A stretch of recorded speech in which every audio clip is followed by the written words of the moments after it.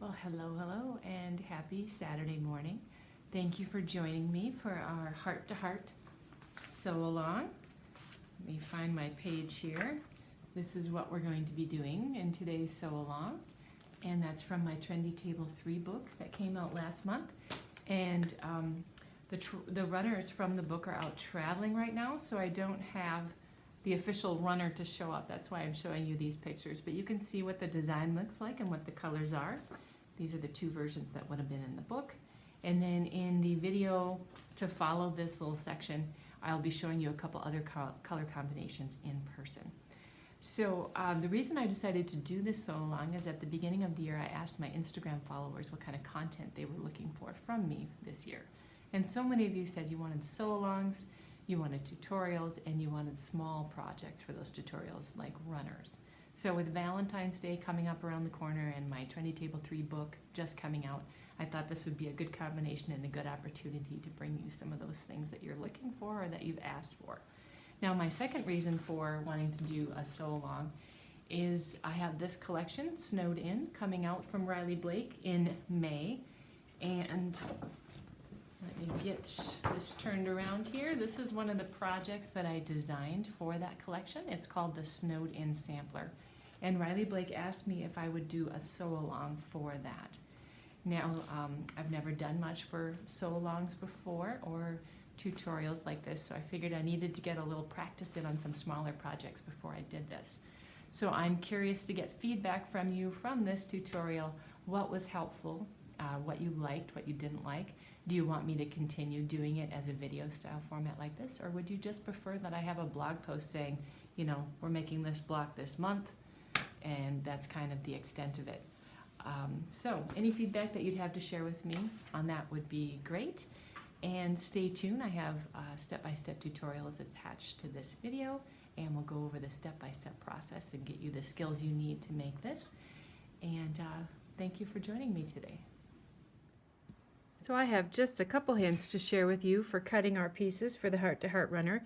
The first one is for cutting the squares from the 5-inch stacker. And I feel like sometimes because of the pinked edges, it's a little hard to see, you know, where to align the ruler. So we need to cut this into two widths at 2.5. So when you're doing that, make sure that you align the outside edge of the pinking with the 2.5-inch mark on the ruler. Now, like I said, sometimes that's a little hard to see with the pinking, and sometimes those edges get worn and there's a little bit of shrinkage, and so if you go ahead and cut this a full 2.5, if there was any shrinkage, this might be slightly smaller. So I kind of like to know for sure by laying two rulers next to each other, and this one happens to be 2.5, so that works out pretty slick. But that way I can see that my pinking is coming out to the edge on both sides. I have a full 2.5. I can slide this away, and then I can make my cut. And now I know for sure that I've got that cut in half equally. Then one other thing I want to share is with cutting the background. Now when I teach classes and stuff, I see that it takes people usually a long time to cut. And so I try to be as quick and efficient as possible. And so I'll just show you how I do that, and maybe it will save you a little bit of time. Just going to slide the camera slightly here. Now one other thing I do with cutting is I often use this 28mm cutter. I think the big cutters are really hard to see around, and especially when you're cutting small pieces like we are with this project, this one works so much slicker. So I'm going to go ahead and do my first square up cut there and discard this. Then we're going to cut this into 2.5-inch strips. And I've got my fabric folded in quarters, so that makes it a little bit quicker right there. So there are my strips. And then what I'm going to do is leave them all lined up like that. I'm going to step around my table, and I'm just going to cut all of those pieces all at once. Now you have to have a pretty sharp blade if you're doing a lot of layering like this, but it's going to make that process so much quicker than cutting one strip at a time, maybe only 2 layers at a time. So I've got 2 layers on each stack and 3 strips at a time, so that makes that go nice and fast. Now let's use that same technique for cutting our smaller background squares, because we need 144 of these. So I'll show you just how fast we can cut 144 little squares. So I need to cut 5 strips here. So I'm just going to work my way across. And our last one. We can pull this out of the way. Then we can go ahead and square up that edge. And again, I'm going to walk around my table. So I'm going to look sideways. Now I mentioned you have to have a pretty sharp blade to do this, and I usually have to secure with my hand in a couple spots, because as you push away, those strips are going to want to slide away from you. So just make sure you've got a good amount of pressure on there so that they don't shift around. So I'm cutting 5 strips across and each 4 layers deep. So you can see how quickly I can work my way all the way across. And one more little cut here and we should be good. So one bad thing about it when you're cutting so many at once, if you make a miscut, you will have lots of squares that are cut the wrong way. But if you're confident in your cutting, it saves so much time to do it this way. Okay, let's start with the construction on our block. So this is what we're going to be making. So we're going to be adding folded corners to the edges of our rectangle and our square. Now because I'm working with a pre-cut, I've got pinked edges on one side of each of those pieces. And I generally like to get rid of that pinked edge as quickly as I can. So if I can get rid of it in the first couple seams, then I don't have to deal with it in the rest of the block. And it's not that it's a big deal if you don't do it this way, but this is just a method that I do that I feel like improves my accuracy a little bit. So when it comes to doing my folded corners, I'm going to put them up here with the pinked edge here, because I know that that's going to get taken out in the seam here, as opposed to having my block turned this way and doing my folded corners. That pinked edge is going to stay on the outside edge of that block until they're all sewn together. So that's why I put these here. Now I do the same thing on this one. If I put the pinked edge underneath my 2 folded corners here and do that sewing, then they are again out of that block fairly quickly and I don't have to deal with it. So that's just a little hint that's not in the book, but it's just something that I do, like I said, to improve my accuracy. Now let's talk about how the folded corners are done, and there's lots of different methods for that. You could go to your machine and eyeball and sew from corner to corner, and that probably would work on a square that's this small. Now the larger the square gets, the less accurate I think that method is. But that is something you can try. You can also use different things that you put on your machine. Like this is called clearly perfect angles, and you can see in the photo how they're using that line, and they line it up with the tip of their square when they're sewing. So this is a little kind of a clingy plasticky thing that sticks down on your machine. So you can remove that when you're done with it. You can also use this tape. It's washi tape made by Cluck Cluck Sew that has the 1/4-inch lines in it, and you can put that on your machine. She has videos on her website for how that's done, and I think the main thing to watch out for is that you get the tape on your machine straight. Because I was using it with my machine and I had one of those plastic surrounds that go around the machine, and the plastic thing was moving back and forth and my line was moving with it, and so that caused me to be off on a few of my squares. Now another method that you can use is you can sew a line, or draw a line I should say, from corner to corner here. And I feel like that method is really accurate. The only tip I have for that is I usually sew on the outside edge of the line.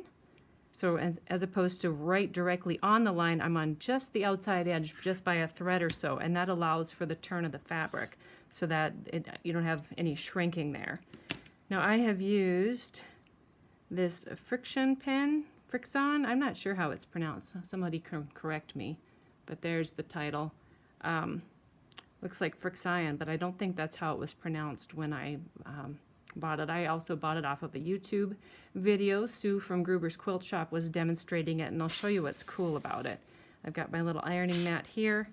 When you iron it, Do you see how nicely that line disappears? So you never have to worry about it bleeding through. So I think those are super cool pens. So you can look for that and see what you think. Another method I want to share with you, and this has become one of my favorite methods for doing folded corners, and that's using this folded corner clipper ruler from Creative Grids. And what you do with that is you lay it on top of your square, line it up, cut that off, and now you can just use this edge as your seam allowance.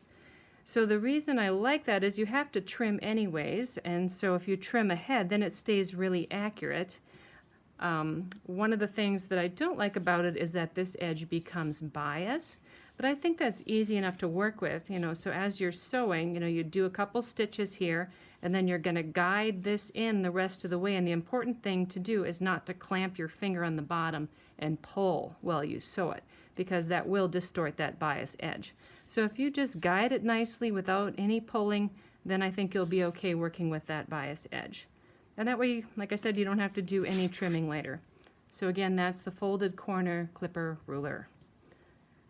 So you can pick from those methods, and if you have other methods you like to do, feel free to share them in the comments. Then let's talk a little bit about the pressing. And you can go ahead and give your blocks a little set that kind of helps flatten it and set that seam a little bit. Then what we're going to do is we're going to take the first one and press this way, and the next one and press that way. So we have this one going down and this one going this way. And what that does is later on when you sew your blocks together, so here from the back side you can see that all of those diagonal seams will nest. Let's get that under the camera. So it makes lining those up super easy. So pay attention to how that's pressed. And this one is going to be pressed the same way, where this is down and this is up. And you can just follow the pressing arrows in the pattern for that. As I've been sewing away here on working on my folded corners and using the folded corner clipper, I thought I would just share a couple things that I thought made it a little quicker and easier. So rather than doing your, I'll grab a couple pieces here, doing your pieces individually, like I showed you where you just line up, let's get under the camera here, line up and cut one at a time, like so, just because that would take a long time for how many pieces we have to do. What I did is I have a bunch of these rectangles laid on top of each other, and I laid just one square on top so that I could line this up and trim, because it's hard to trim without that. You'd really be eyeballing it. So if you can just lay one white square on top and trim all of those together at once, that will make it faster. And here I have several stacks of just the 1 1/4 inch squares, so that way you're able to trim a whole bunch of those at one time also. Got another one over here. And so you can see that that makes it. All right, let's talk pressing. Now that you have your block this far, we're ready to take it to the iron, and this seam is going to go toward the little square. This seam is going to go away from that little square. So we're going to start here, and I use just the edge of the iron to push away. And I like to use a little bit of steam, so you'll hear the noise from my steam iron. And I also like to use these wool pressing mats. In fact, I feel like I could hardly quilt without them anymore. I just get such a nice flat seam with it because, you know, it's almost like ironing from both sides because the heat gets trapped in the wool underneath, and that helps kind of press the bottom out and then the iron on top. So you get this nice flat seam because of that. Now we're going to turn and go this way. And I want to show you what I discovered right away. When I just take the edge of the iron and go across the whole thing, because of the bulk of this seam right here, do you see that little tiny wobble right there? And it's not in my sewing, my seam is pretty straight, but it's when the edge of the iron hits that bulk and it causes that distortion happening there. So I'll show you what I did to sort of help with that. And I know it's a nitpicky detail, but you know, it's common to have issues with bulk when pressing. So what I did, or what I'm doing, is I'm pressing up towards the bulk without going over it, and then I swing around and hit the tip and flatten it out, and then just one squirt of steam from the top. And do you see the difference? this seam looks perfectly straight now. So let me show you one more time. We're going to press up towards the white square, then we're going to press up toward the bulk, swing around and hit the tip, one squirt on the top, nice and straight. So you can go ahead and press all of your blocks like that. And if you prefer to press your seams open, my favorite method for doing that is with this pressing bar. So I'll show you on this one. I'll go back and press that straight. But it's really simple. You lay the seam over the bar like so, and then all you have to do is get it started, and then you can glide the iron across the bar. Give it a little shot of steam if you want, and it presses it open without burning your fingers or spending so much time peeling that seam open as you go along the strip. You can just glide the iron along the pressing bar and it does all the work for you. So now we're going to talk about doing our nesting. As you can see, I'm sewing my rows together and I'm going to be nesting these seams here. And if you remember, I had you press all those seams in opposite directions so that they would nest for you. And how I do this, I don't use any pins. I feel like pins take a lot of time, so if I can do it without and still stay accurate, then I will. And with a block like this, where you have this diagonal seam going here and this one going this way, I feel like if I were to pin this way and this way at the same time, the pins are just going to get in the way and probably cause you to get more off. So I'm going to show you how I do it without pins. So I'm going to take a few stitches and then stop. I'm going to put one finger underneath and one finger on top. And the finger on top is feeling for that those seams are butted right up next to each other or nested. So once they are, and sometimes you can, sometimes you have to finagle just a little bit to get them so that they are, then I'm going to hold my finger down on top until I get close to it, and then I'll pull it out of the way. Then I'll feel for the next seam and feel that that's nested and go over it. And then we've got one more right here. I'll feel that that's nested. Again, my finger underneath is holding down on this piece and the finger on top is clamping over this seam right here.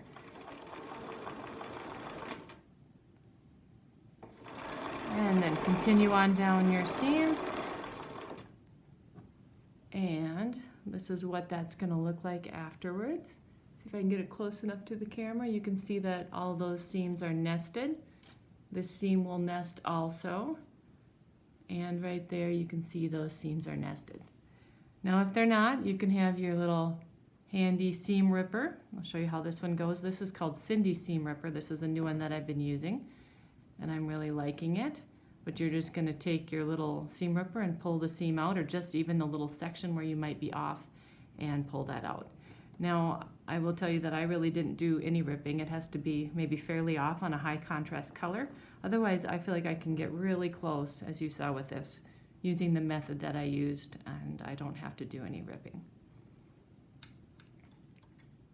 Now that I have some rows together, I wanted to show you how I do the pressing bar a little bit more. So as you can see with this nice long row, it fits completely on my pressing bar. Slide this over so you can see the beginning.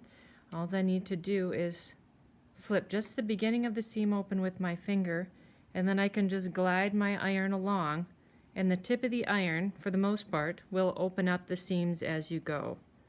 So you can see how quick and easy that is to press that seam open. All right, we are ready for the next step in the process of sewing our runner together. So we're going to be sewing our rows together. And in my previous video, I talked a little bit about how to nest those seams when you sew the blocks together. So you can refer back to that if needed. But you're going to lay it all out on your design wall or floor, and then you're going to sew those blocks into rows like so. And I've got another one here, and then I have a section that is all sewn together here. So pretty easy to do. One thing I wanted to mention was the end of the runner. I've got these solid squares in there. If you remember what the pattern looks like, I've got angled corners, but I have you start out with the squares and then make your runner, quilt it, and then before you put your binding on, you cut that diagonal, and that way you don't have to deal with the bias edge or any of this stretching out or getting distorted while you're doing your quilting. And I just want to mention now, so I don't forget, I have a tutorial on my YouTube channel for how to bind these angles. So if you have any questions with that, you can refer to that video for that. I also wanted to talk a little bit about some alternative layouts, because when I was designing this pattern, I had a hard time deciding which way to lay it out. But I ended up going with this way because I liked these little angled corners. Now, if you want to avoid that, or if you just want a different look, like say you want to see the heart blocks a little bit more, as you can see in this red background one, I have it laid out in 2 rows of heart blocks. And that just happens, you know, like, this is how it is up here, but if you just move the 1 row up to the top, then it becomes those solid blocks there. Now you can also do a diagonal setting like I have over here, and I'll show you how I did that. So I have some 4.5-inch solid red squares.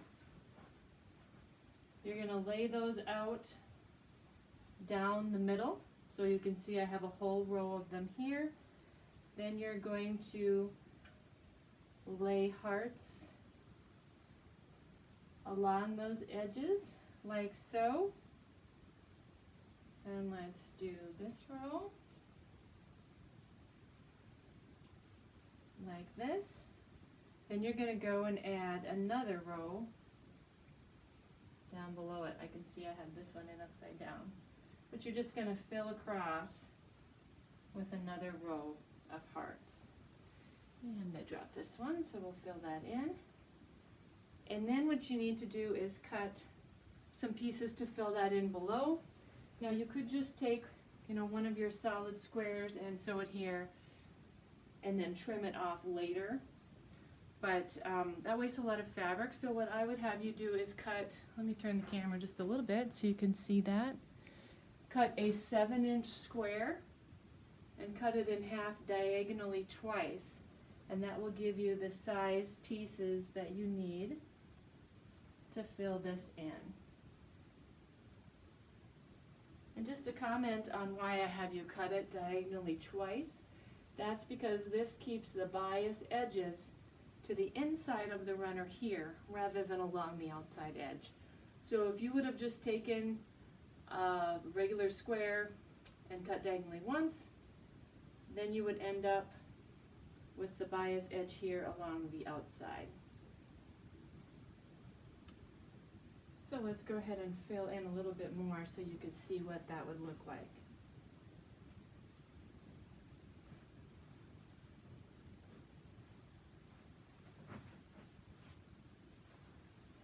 So there you can see how different it looks just by laying it out like that. So I thought it'd be fun just to show you a couple alternative ways to play with your blocks and see if you can come up with something fun that you like. Well, that's a wrap from the studio today. Thank you for joining me in the Heart to Heart Sew Along. I hope you picked up a few things that you found helpful, and I enjoyed sharing some of my ideas with you. Now, if you were just watching and don't have the pattern but would like to give it a try now, you can still get the Trendy Table 3 book. You can find it in my online store, ankustreasures.bigcartel.com. You can also find the fabrics that I used today, the Oh Happy Day, the Gingham Gardens, and the background prints that I used. So if you found this video helpful, I hope you'll give us a like or a subscribe or even tag a friend that you think would find this helpful. Also in the comments, if you want to leave any feedback on what you found helpful or possibly which runner you would like to see that I do a tutorial on next. So if you'll leave a comment for those things, I will enter you into a drawing for a 5-inch stacker of the Gingham Gardens fabric. I figure if you made it this long through this video, you at least deserve a chance at winning a little bit of fabric. So I think that's it for now. I may show another video later in the week showing some of the quilting that I do on the runner. And then don't forget about that other YouTube video I had that teaches you how to go around the binding of the odd angles on this runner. And you know, it turned out to be a perfect day for a sew along here in Minnesota anyways. It's a balmy 14 degrees below zero, so perfect day to stay home and sew.